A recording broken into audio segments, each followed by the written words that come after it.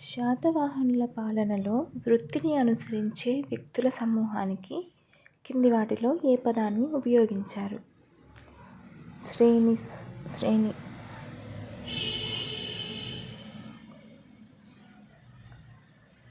శాతవాహనుల పాలనలో అదే వృత్తిలో ఉన్న వ్యక్తులు శ్రేణి నాయకత్వంలో శ్రేణి లేదా గిల్డులుగా వర్గీకరించబడ్డారు.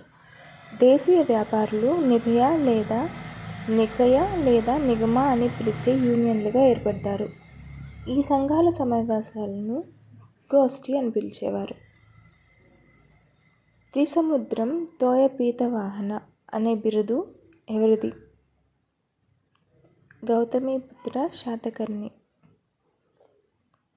త్రిసముద్ర తోయ పీతవాహన అనేది గౌతమీపుత్ర శాతకర్ణి బిరుదు. తోయ అంటే నీరు, టైటిల్ అంటే 3 సముద్రాల నీటిని తాగిన గుర్రాలు. 3 సముద్రాలు అరేబియా సముద్రం, బంగాళాఖాతం మరియు హిందూ మహాసముద్రం.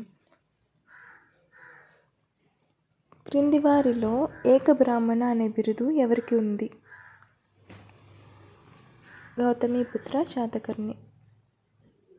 హల మరియు లీలావతి ప్రేమ కథను వివరించే ప్రాకృత రచన లీలావతి రచించారు.